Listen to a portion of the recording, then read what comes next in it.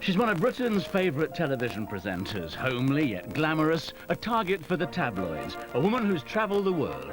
Yet this is where she's now at home, riding through Surrey on her favourite Spanish stallion, Caramello. I did some filming for Blue Peter and was lucky enough to go to Argentina and went to the north of Argentina. Of course, they have a lot of Spanish blood horses there, and went out on a fantastic ride, and I'll never forget it. And you've got the Andes there in the background, and you're just riding for miles and miles and miles. And I always said to myself then, if ever I was lucky enough to be able to have a horse, it would be a Spanish blood horse, and here he is.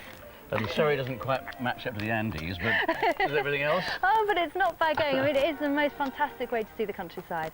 I mean, we can go to places that you couldn't even get on a mountain bike, and we just go for miles and miles and miles, normally in a great big circle and come out where we started, but we've had great fun.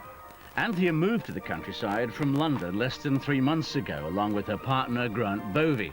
A year ago, their relationship was making big headlines, but life is now much more tranquil in the village of Dunsfold, and the transition to country life after years as a townie was easier than she thought.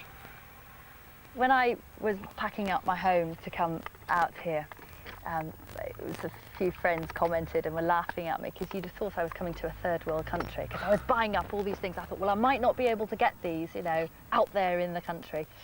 But of course, I have found there is absolutely nothing that you can't get hold of, and it's much more pleasurable shopping here, because of course you aren't having to negotiate traffic wardens on the whole, and parking restrictions, and goodness only knows what. You park outside shops, you can take your time, you know, and you get to know people in shops, which is lovely.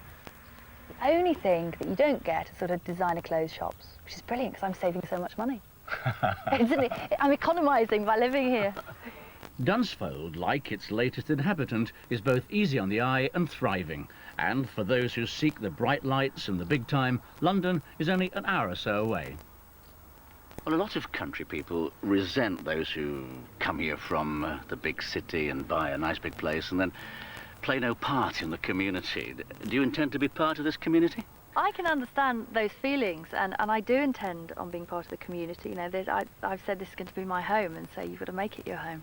I've opened the school Fate. That was my start. And it was a good opportunity, actually, to meet a lot of the local residents and their children. And of course, what you do, you go into the local pub and you start chatting to people. And one of the advantages with being on the television, there are many disadvantages, but one of the advantages is that people do know you, and it sometimes makes it easier for people to come up and talk to you. And in a way, that's very pleasant, really, because you're not starting at point 1 with somebody, you're sort of starting about up to point 6.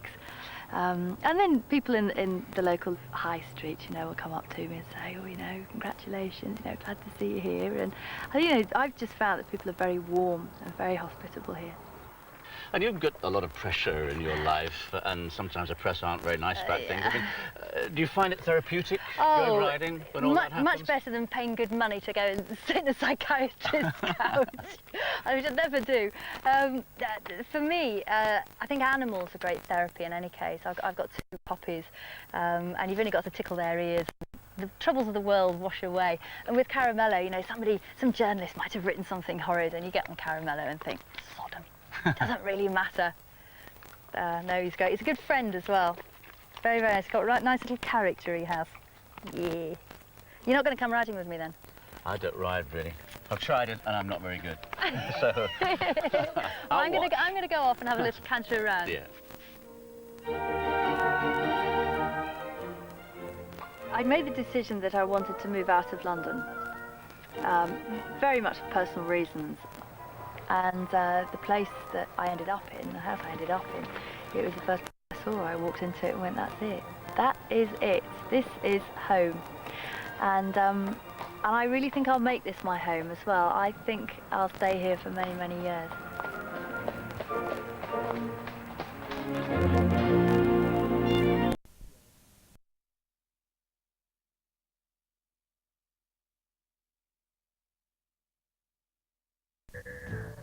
It's just a baby, not Tutankhamun. Bedtimes at 10:35, Tuesday, Wednesday and Thursday on BBC One. It's when everything blows up. And this is BBC One with your points of view in half an hour. First, to cows. Hi, I'm Geoff Hughes. Welcome to Cowes on the Isle of Wight, where we're celebrating the America's Cup Jubilee. You're about to see some of the most beautiful yachts in the world.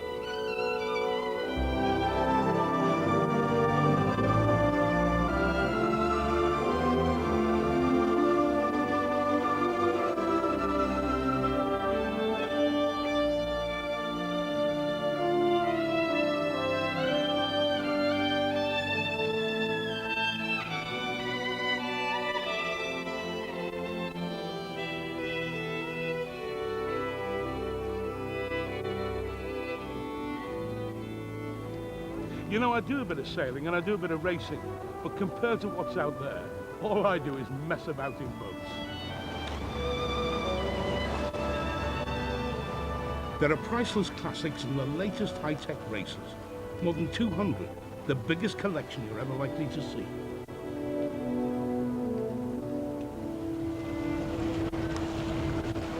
It's the 150th birthday party for the America's Cup, the world's oldest sporting trophy at the most expensive end of yacht racing.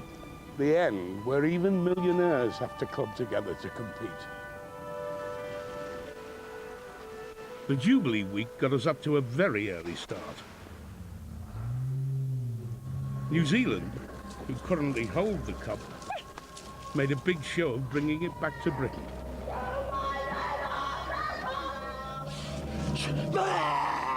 It was a Maori dawn ceremony.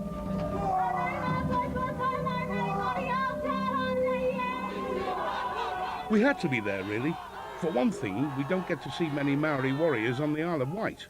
And for another, we certainly never see the cup.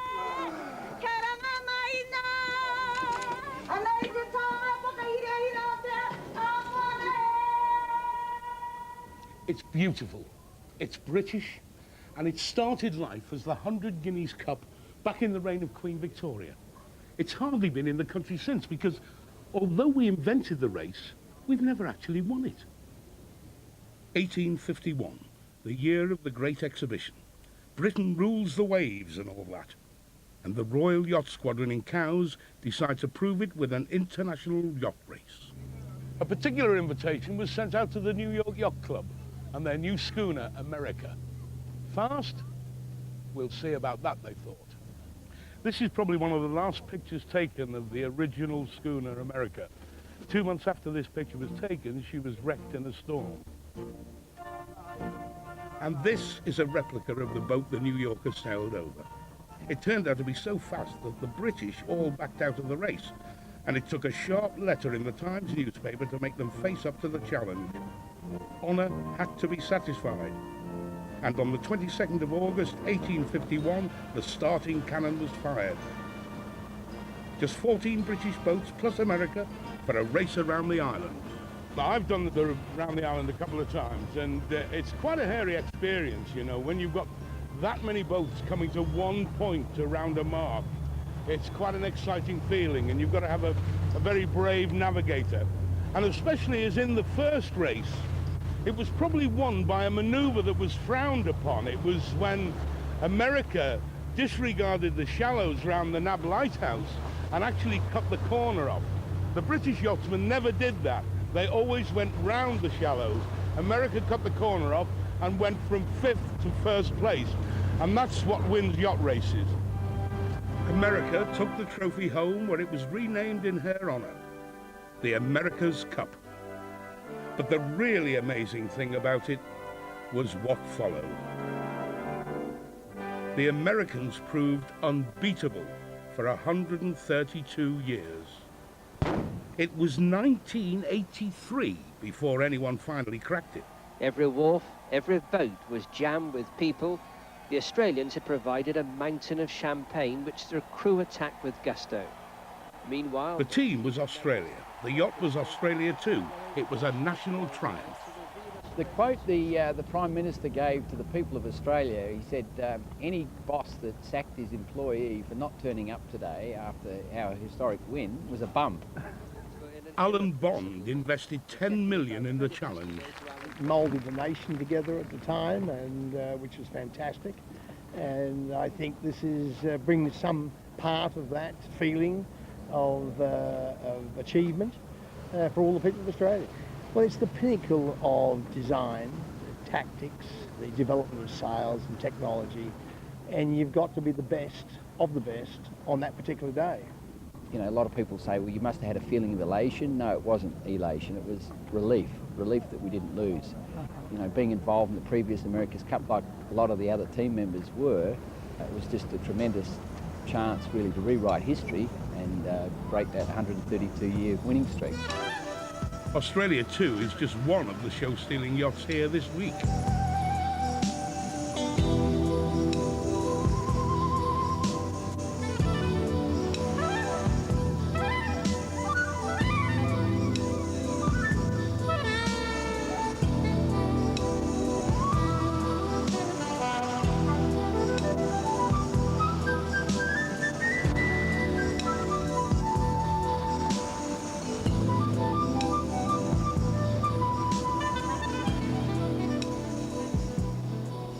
It really is a parade of power and glory. The glory is being provided by the old-timers, fine boats, some dating back to the century before last, and here to show they're still well capable of racing. The power's being provided by America's Cup teams limbering up for the next qualifying rounds in 2002. And the 12-metre yachts, the biggest fleet of these rocket ships ever seen. They're here for a World Championship round. These chaps measure themselves by how many Olympic gold medals they've got. But one sight has taken everyone's breath away. Nothing typifies the excitement than seeing the armada of yachts with the J-class boats. All the other boats have had a few boats around them, but just look around. Everybody is out to watch the J-class, a great, magnificent sight.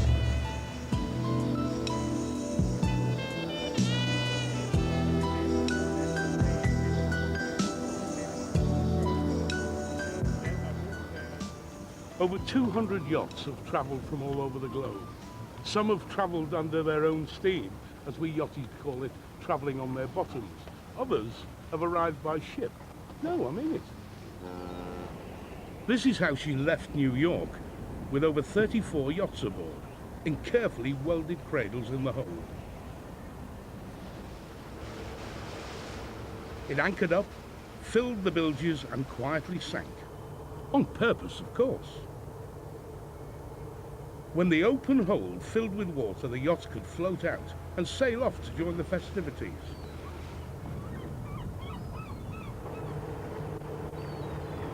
Expensive?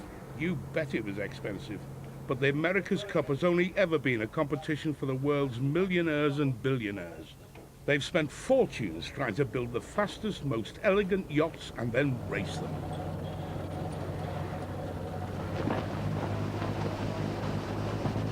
They've all got to be moored somewhere, and they're big. The harbour master, Stuart McIntosh, and his chaps have laid 5 extra miles of anchor chains to tie them up. During Cowes Week this year, we had over 1,000 entries, so you might not think it would be an enormous problem to accommodate 200 yachts. But the size and type of yachts is so different from Cowes Week, when the average size yacht is 30 to 40 feet. Even the smallest yachts of the Jubilee are bigger than that.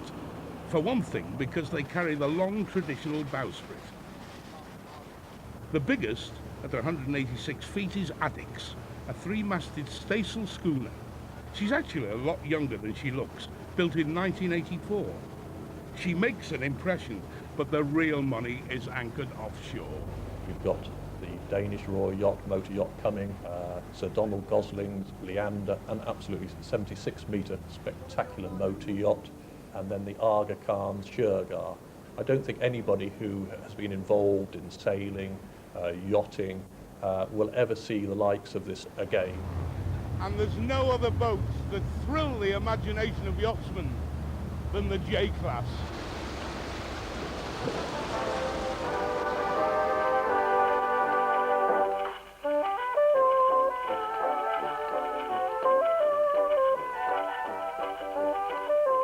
And it was never more glamorous than in the 30s. These boats were the soap operas of the day, their owners and crew the star cast, and everyone wanted to follow the drama, even when we lost. Their owners were the new industrialists, self-made men like Thomas Lipton, the tea magnate, and aircraft pioneers Tommy Sopwith and Richard Ferry, celebrities who raced against kings and aristocrats. I'd like to tell you how much we've all been admiring your beautiful rainbow and the way you and your crew have been handling it. We feel precisely the same way in regards to Endeavour and the way you handle her. She certainly is a wonderful ship. Thank you very much. Socially, these were groundbreaking times. Only 3 of those magnificent Jays survived. It's a daunting task to take the wheel on a boat like this. And they're not just something, a picture, a painting that you hang up. It is a huge piece of machinery that takes a great amount of skill and courage to sail. Each of the owners do it very bravely, and they sail them very, very efficiently. You have to have all the elements of navigation, sail handling, crew management, and the courage to actually get on the helm and steer at this 180-ton monster. And it's a whole thrill. It's an adrenaline ride. Exceptional yachts, exceptional owners, and exceptional piles of money. The sail rig on a J alone would set you back about $500,000. But you don't have to be seriously rich to sail on a J-class. Seriously talented might get you aboard, but it's far from plain sailing even then. No safety rails, no harness. The story goes that if you fall overboard racing, you're sacked. Every one of the 30 crew are hand-picked. Top sailors, from the deckhands to the skipper, which is just how it was back in the 30s. Then the crews came from fishing communities, hardened and skilled sailors from places like the Essex coast, fashionable waters for early yachtsmen. By the 30s, Tollersbury crews were the pick of the J-class bunch. And one of the most famous of all was Captain Ned Hurd, skipper of Shamrock 5. I do remember he had quite a booming voice, you know, and I suppose really that's what you get from standing at the back of a J-class and you want something to happen quickly. Oh, I think they got somewhere in the region of about £9 or £10 and retained during the winter. Probably a slightly smaller amount, but what with that and prize money, my grandfather used to come home with his pockets stuffed full of those white fibres, you know, the big ones. He actually managed to afford to build my father and his sister, build them a house each, and still have some to spare. So he did quite well. Sir Thomas Sopwith's yacht, Endeavour, came closer to winning the America's Cup than any other British challenger. But in 1937, the nation was holding its breath again for a very different reason. She was being towed home across the Atlantic with a skeleton crew aboard. Ned Hurd was the skipper. They were hit by this hurricane and things got a bit hectic, as you can imagine, in a boat completely unsuitable for the sea with a very deep keel and heavy, 90 tons and long overhangs, typical racing boat.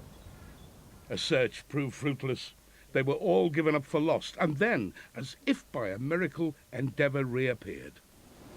Gosport had prepared a royal welcome for the men who brought Endeavour home, and every ship's siren sent up a delirious note of greeting and congratulation. My grandfather was giving the freedom of the town of Gosport. Of course, the family all went down for this grand business, and he gave a speech and told them all about his life. It was quite interesting. Apparently, I didn't hear it, of course, being only one at the time. Greetings over, autograph hunters surrounded the men who have written a new chapter in seafaring history.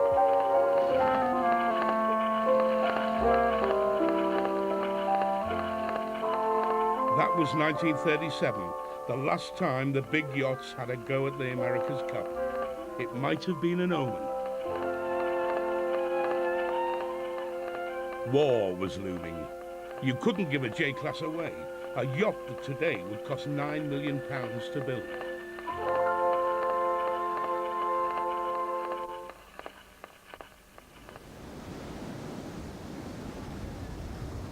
There were only ever 10 J-class boats built. In America, they were sold for scrap, a fate the British Jays only just escaped. And behind me we have Shamrock and Valshida, two of the J-class yachts, the other being Endeavour. And Endeavour and Valshida were rebuilt from wrecks virtually. Shamrock has always raced and has always been in sailing condition, but has been totally restored. Those were the days, as they say. And what's it like racing on an America's Cup boat today? Well, it's a bit sparse and a lot more expensive. Throwing his all into the next British challenge is Peter Harrison. I personally invested about 10.4 million to get all of this kick-started. The budget is now about 20 million pounds. The key thing is to try and win that cup. Where do we start? Runner at 6. You've got to have a fast boat. 22, 21. And in fact, I bought the former Nippon Challenge assets. I bought also this yard here. We've got, of course, a lot of very high-powered computer systems. Then, of course, we've got an administration team and a legal team, of course, and a design team. We start building the hull sometime in November and complete it about April. We'll have 30 involved in that. We haven't been in it since 1987, so it's an enormous mountain to climb. Why is the America's Cup so hard to win? Well, it's a competition like no other. First, all the challengers have a very grueling event. They have a knockout competition for the Louis Vuitton Cup. The winner of the Louis Vuitton Cup then takes on the challenge for the America's Cup. The present holders are Team New Zealand, and they'll meet that single challenger in February 2003. So it's a very long, hard and expensive road. It's 150 years to the week since that very first race. A race open to all yachts of all nations for the RYS Cup. They started at anchor, hauled up their sails and away. In this anniversary race, nearly 200 yachts are competing, and it takes an hour and 40 minutes to give all classes a flying start over the line.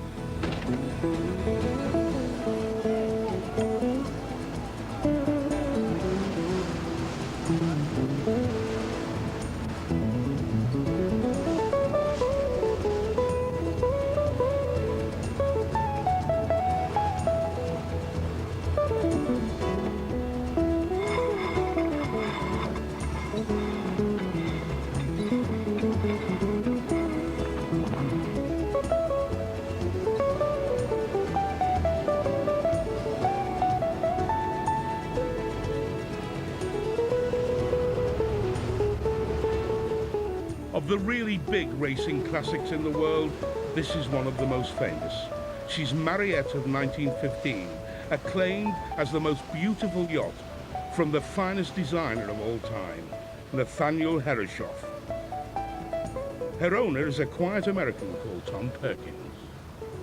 I was looking for a classic, and I saw Mariette and in her reduced rig, and she was actually considered a dog, very slow and no good, but I knew her pedigree, you know, Herreshoff, and the lines, and so I bought it and put her back originally to the original state, and she's been a rocket.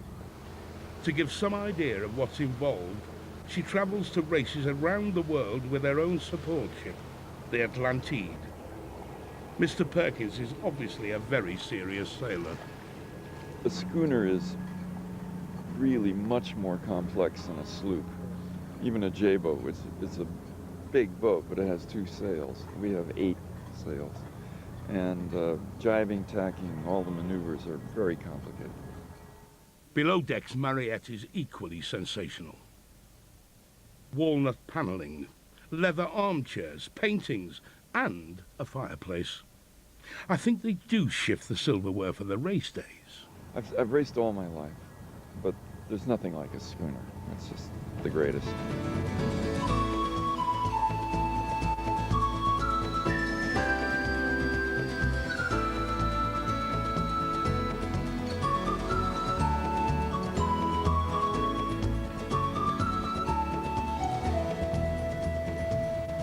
The yachts head out east on the original 1851 course, past the Napoleonic fort of No Man's Land, to the Nab Light. It's been put back into position especially for this Jubilee race. This time everyone goes round it, even the Americans. Shall we lock them up?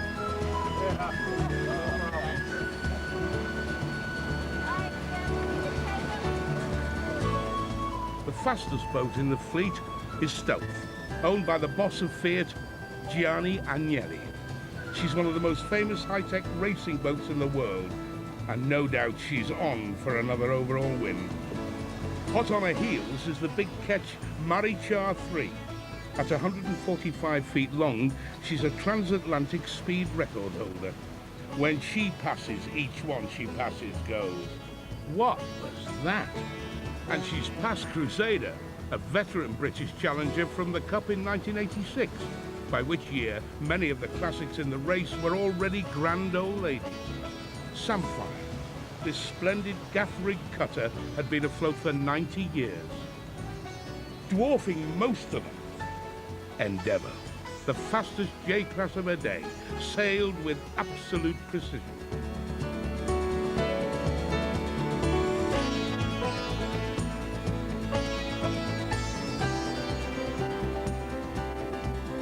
Another super revival story like Endeavour is the America's Cup sloop Freedom. We met a new owner just before the off.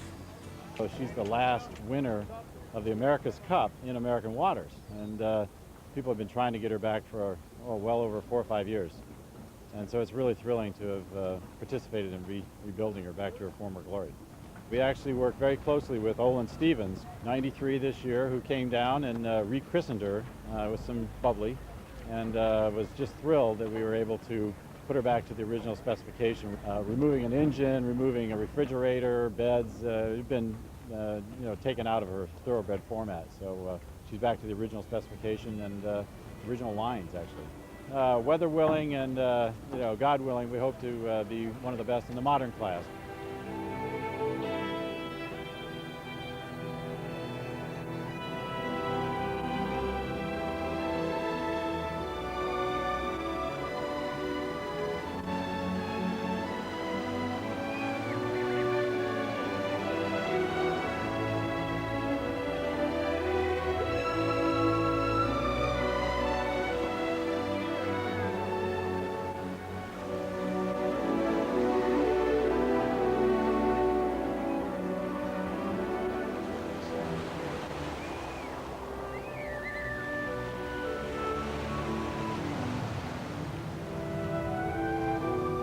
One of the oldest and one of the smallest yachts in the race is Partridge.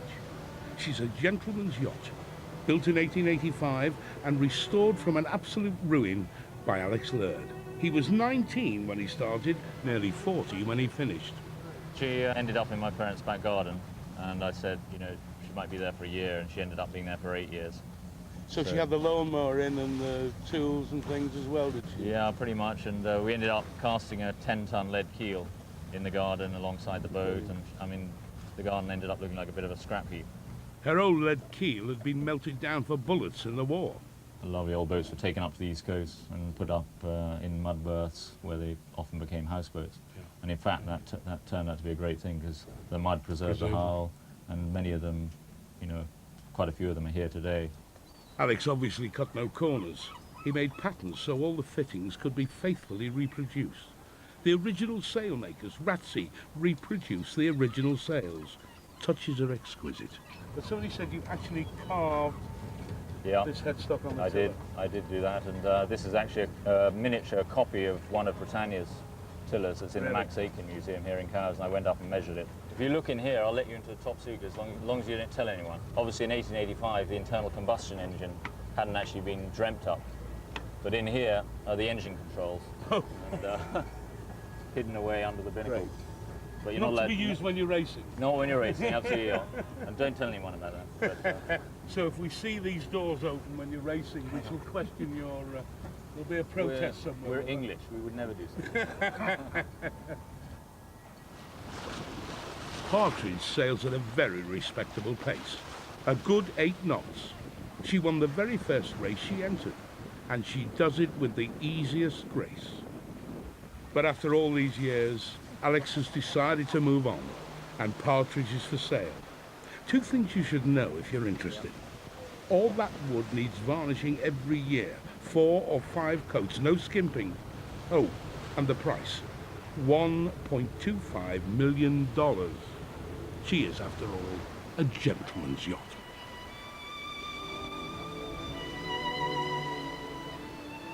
There have been thousands of spectators. A handful get the best view as the fleet round the Needles and head for home, up the Solent.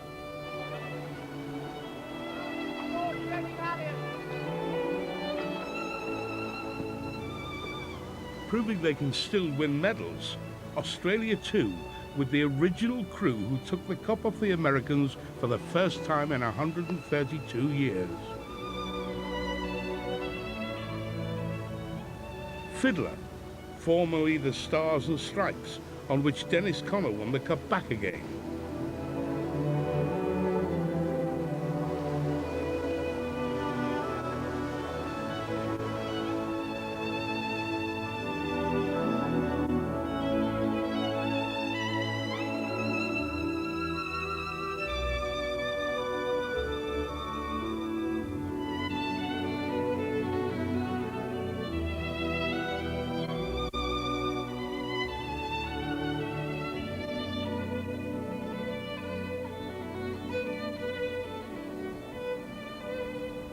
Legend has it that while Queen Victoria was watching the finish of the original race, she said to the man with the binoculars, "Who's first?" He said, "I think it's America, ma'am." And she said, "Oh, and which boat is second?" And he looked at her for a moment and said, "Ma'am, there is no second." On the day of the rerun, the winner, ma'am, was Stealth. And who was second? Once again, there did not appear to be one. It is, however, all back to Queen Victoria's place for the evening. All the usual crowd will be there. Every night there's been a round of parties, and this celebration has attracted sirs, ladies, kings, dukes, and others. It's been a great week, and a massive get-together of anyone who's anyone in sailing. But if you think getting hold of the America's Cup is hard, try getting hold of a late ticket for the Grand Ball at Osborne House, Queen Victoria's favourite residence. I think I'd better go to the crew party. I think that's where Onslow belongs. You know, you don't need to be a millionaire to get pleasure from sailing. You can do it on a shoestring. What we've seen at the Jubilee are the very, very best. We've seen the most beautiful yachts in the world, and I hope you've enjoyed looking at them as much as I have.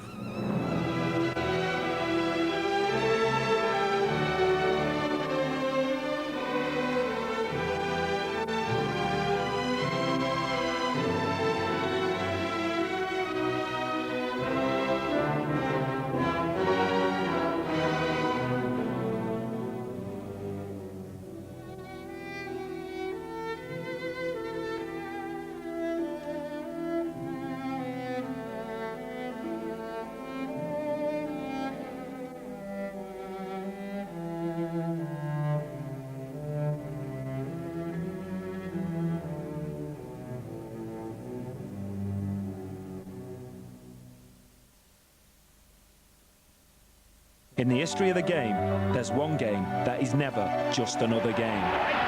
No game gets the heart racing, the adrenaline rushing, the memories flowing like this game. Hoping big game players play the game of their lives. The manager says, we must win this game. Join the man who played the game. Not just any game, this game. Germany versus England. The whole game live, Saturday from 5:40 on BBC One. And this is BBC One.